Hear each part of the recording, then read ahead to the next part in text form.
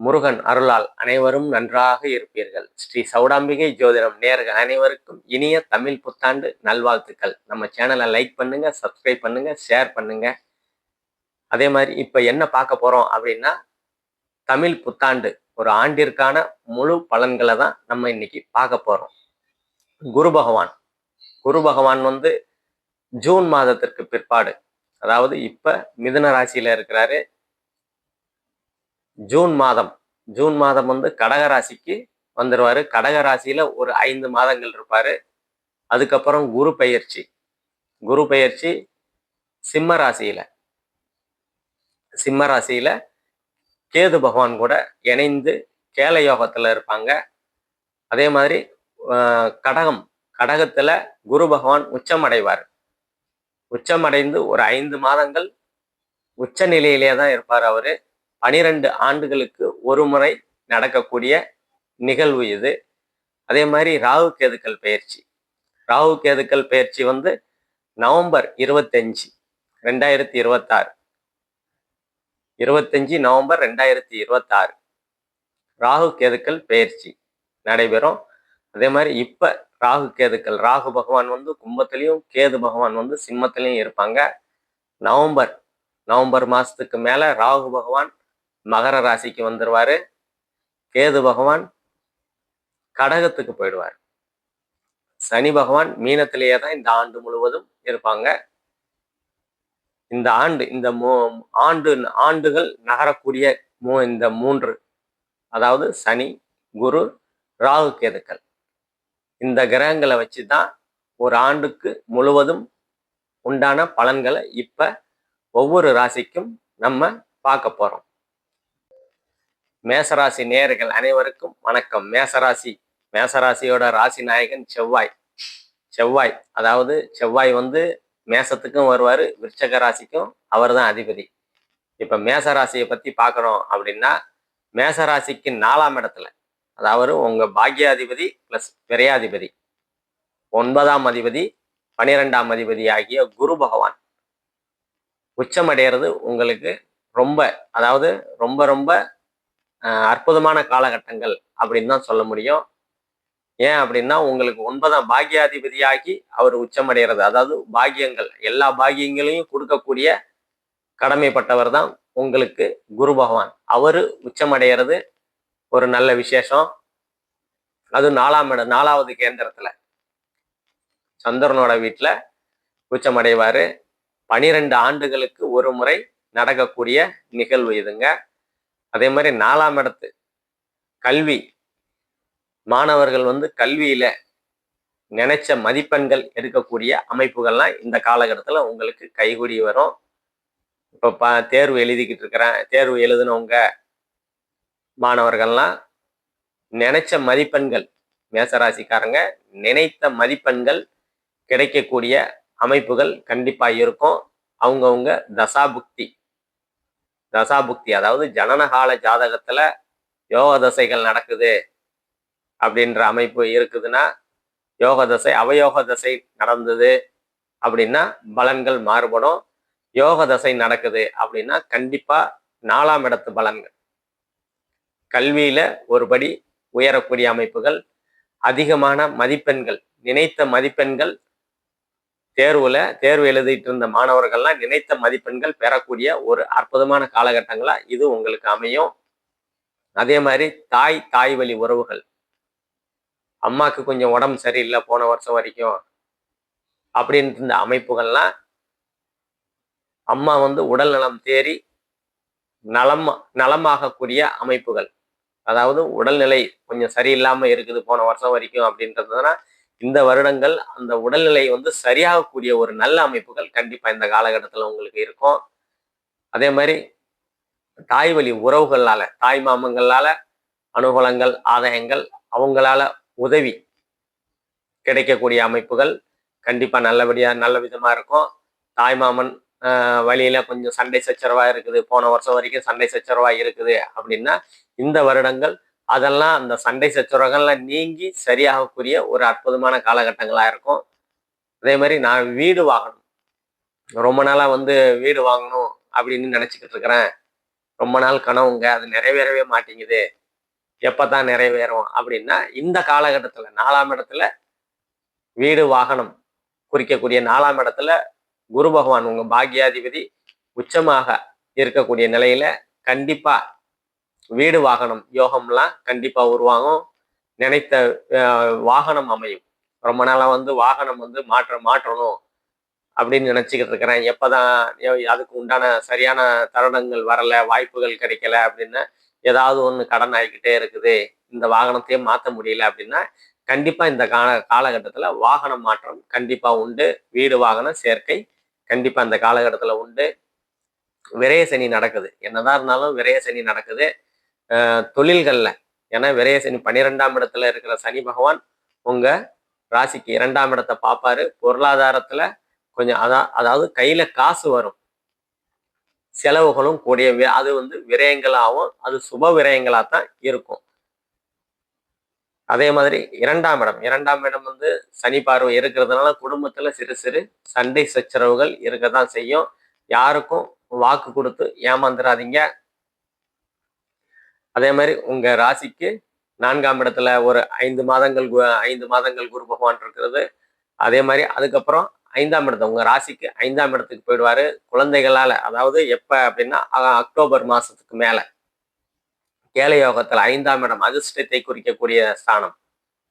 குலதெய்வம், பூர்வ புண்ணியம், புத்திர சந்தானம்னு சொல்லுவோம். குழந்தைகளால அனுகூலங்கள், ஆதாயங்கள் கிடைக்கும்.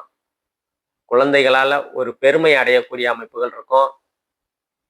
போன வருஷம் வரைக்கும் குழந்தைகள் வந்து பெரியவங்க 50 வயசுக்கு மேல இருக்கிறவங்க, 60 வயசுக்கு மேல இருக்கிற பெரியவங்களை வந்து குழந்தைகள் வந்து சரியா புரிஞ்சிக்கல, சரியா கவனிக்கல, இல்ல சொன்ன அவங்களுக்கும் உங்களுக்கும் கருத்து வேறுபாடு இருக்குது, நம்ம ஒண்ணு சொன்னா அவங்க ஒண்ணு சொல்றாரு அப்படின்ற அமைப்புகள்லாம் வந்து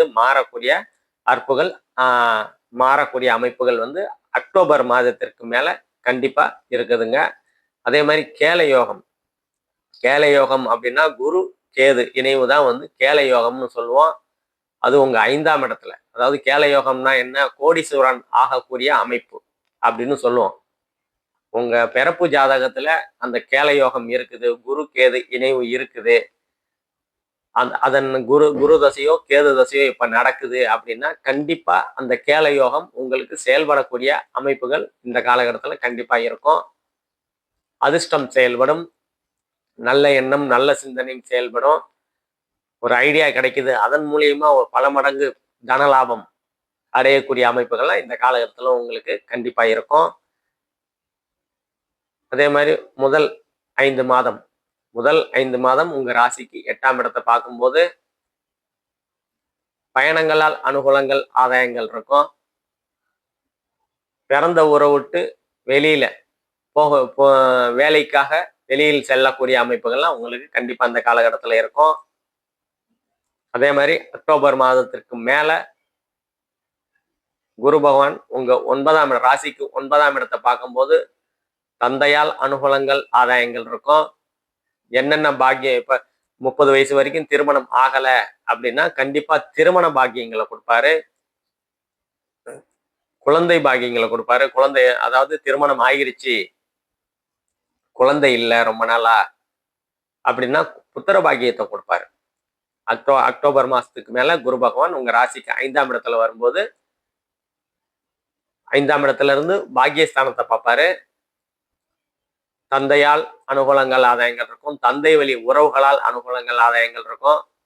அதாவது சித்தப்பா பெரியப்பா உங்ககிட்ட போன வருடங்கள்லாம் ஃபுல்லா சண்டை சச்சரவு இருக்குது, ஏதோ ஒரு சொத்து தகராறு, அது வந்து உங்களுக்கு வந்து விட்டு கொடுக்க முடியாத சூழ்நிலையில ஏதோ ஒரு கருத்து வேறுபாடு இருந்தது அப்படின்னா இந்த காலகட்டத்துல உங்களுக்கு சாதகமான பதில் வரக்கூடிய அமைப்புகள்லாம் இந்த காலகட்டத்துல கண்டிப்பா இருக்கும். அதே மாதிரி உங்க ராசிக்கு 11ஆம் இடத்தையும் பார்ப்பாரு. அக்டோபர் மாதத்துக்கு மேல லாபஸ்தானம் மூத்த சகோதரன் சொல்லுவோம். அண்ணன் அக்கால்கள்கிட்ட இருந்து அனுகூலங்கள், ஆதாயங்கள் கிடைக்கும். அவங்களால ஒரு உதவி ரொம்ப நாளா வந்து கேட்டுக்கிட்டு இருக்கிறேன், அவங்க எதுவும் செய்ய மாட்டேன்றாங்க, இல்லை ஏதோ ஒரு உங்களுக்கு உண்டான சொத்து ஏதோ வந்து தகராறா இருக்குது அப்படின்ற அமைப்புகள் இருந்ததுன்னா தம்பி தானே அப்படின்னு விட்டு கொடுக்கக்கூடிய அமைப்புகள். கண்டிப்பா வந்து அக்டோபர் மாசத்துக்கு மேல 5ஆம் இடத்துல இருக்கிற குரு பகவான் 11ஆம் இடத்தை பார்க்கும்போது அண்ணன் அக்கால் கிட்ட இருந்து அனுகூலங்கள், ஆதாயங்கள், சாதகமான பதில்கள்லாம் உங்களுக்கு வரும். அண்ணன் அக்கால் கிட்ட இருந்து வந்த கருத்து வேறுபாடுகள், மன வருத்தங்கள் அதெல்லாம் நீங்கக்கூடிய ஒரு அற்புதமான காலகட்டங்களா இருக்கும். அதே மாதிரி சனி பகவான் 12ல இருக்கிற சனி பகவான் உங்க 6ஆம் இடத்தை பார்க்கும்போது கடன் தீரக்கூடிய அமைப்புகள். ஒரு கடன் வாங்கிட்டேன், 5 வருஷம் ஆகுது, 10 வருஷம் ஆகுது, வட்டியை மட்டும்தான் கட்டிக்கிட்டு இருக்கேன், அசலை அடைக்கவே முடியல அப்படின்ற அமைப்புகள் இருந்ததுன்னா அந்த அசலை அடைக்கக்கூடிய அமைப்புகள், அதாவது கடன் தீரக்கூடிய அமைப்புகள் கண்டிப்பா இருக்கும். உடல் உபாதைகளால சிரமப்பட்டுக்கிட்டு இருக்கேன், போன வருஷம் ஃபுல்லா வந்து சிரமப்பட்டுக்கிட்டு இருக்கேன், இதுக்கு ஒரு தீர்வே இல்லையா, எப்பதான் சரியாகும் அப்படின்னு இருக்கிற அமைப்புகள்லாம் சரியாகக்கூடிய அமைப்புகள், அதாவது உடல் உபாதைகள்லாம் சரியாகக்கூடிய அமைப்புகள் கண்டிப்பா வந்து சனி பகவான் கொடுப்பாரு. இப்பவே வந்து உங்களுக்கு கொஞ்சம் கொஞ்சமா உடல்நிலை தேறித்தான், உடல்நிலை சரியில்லாதவங்களுக்கு கொஞ்சம் கொஞ்சம் உடல் உபாதைகள்லாம் சரியாகிட்டு தான் வந்துகிட்டு இருக்குது. அதே மாதிரி சனி பகவான் வந்து உங்க 9ஆம் இடத்தையும் பார்ப்பாரு. 9ஆம் இடத்தை பார்க்கும்போது என்ன அமைப்பு அப்படின்னா, குரு பகவான் குரு பார்வையும் இருக்கிறதுனால பெரிய, அதாவது தந்தைக்கும் உங்களுக்கும் சிறு சிறு மன வருத்தங்கள் இருக்கதான் செய்யும். ஆனா குரு பார்வையினால அது சரியாகக்கூடிய அமைப்புகள் இருக்கும். தந்தையோட உடல்நிலையில கொஞ்சம் கவனம் செலுத்துறது இந்த காலகட்டத்துல உங்களுக்கு நன்மையை கொடுக்கும். அதே மாதிரி ராகு பகவான் வந்து உங்க ராசிக்கு 11ஆம் இடத்துல இருப்பாரு. ஜூன் மாதத்திற்கு பிற்பாடு குரு பார்வையில இருந்து ராகு பகவான் விலகுவாரு. அந்த காலகட்டத்துல மட்டும் கொஞ்சம் கவனமா இருக்கிறது நல்லது. தொழில்கள்ல அகலக்கால் எதுவும் வைக்க வேணாம். புதிதாக தொழில், ஏன்னா ஜென்ம ஜென்ம விரய சனி, ஜென்ம சனி எல்லாம், ஜென்ம சனி கடக்கணும், ஏதாவது ஒரு தொழில் பண்ணணும் அப்படின்ற அமைப்புகள் ஏதாவது விருப்பங்கள் இருந்ததுன்னா, விரய சனியில இப்ப இருக்கிறீங்க, காசை எங்கேயும் போய் விரயமாக எதுவும் பண்ணிடக்கூடாது. அதுக்குதான் முன்கூட்டியே உங்களுக்கு சொல்லிக்கிட்டு இருக்கிறோம். அதாவது 5ஆம் இடத்துக்கு அக்டோபர் மாசத்துக்கு மேல உங்க 5ஆம் இடத்துல இருந்து உங்க ராசியவே பார்ப்பாரு. அக்டோபர் மாதத்துக்கு மேல உங்க மேச ராசியவே வந்து குரு பகவான், சிம்மத்துல இருக்கிற குரு பகவான் உங்க மேச ராசியே பார்க்கும்போது உங்களுக்கு உற்சாகம், தன்னம்பிக்கை அதெல்லாம் வந்து கண்டிப்பா ஒருபடி உயரக்கூடிய அமைப்புகள் நல்ல விதமாவே இருக்குது. இந்த ராகு கேதுக்கள் பெயர்ச்சி, அதாவது 10ஆம் இடத்துக்கு வரும்போது தொழில் ஸ்தானத்துல வருவாரு. ராகு பகவான் வந்து நவம்பர் மாசம் உங்க 10ஆம் இட தொழில் ஸ்தானத்துக்கு வருவாரு. தொழில் ஸ்தானத்துக்கு வரும்போது தொழில்கள்ல கொஞ்சம் கவனமா இருக்கணும். அந்த காலகட்டத்துல ஏதாவது முதலீடு போடணும் அப்படின்ற அமைப்புகள்லாம் இருக்கக்கூடாது. இல்ல புதுசா தொழில் தொடங்குறேன் அப்படின்ற எண்ணங்கள்லாம் வரும் அப்பதான். ஏன்னா விரய சனியில கையில இருக்கிற காசு விரயம் பண்ணக்கூடிய சூழ்நிலையை சனி பகவான் வந்து கொடுப்பாரு. அதெல்லாம் வந்து கவனமா கையாள்றது உங்களுக்கு நல்ல விதமா இருக்கும். மற்றபடி இந்த ஆண்டு வந்து சிறப்பான ஆண்டாக உங்களுக்கு கண்டிப்பா அமையும். நன்றி.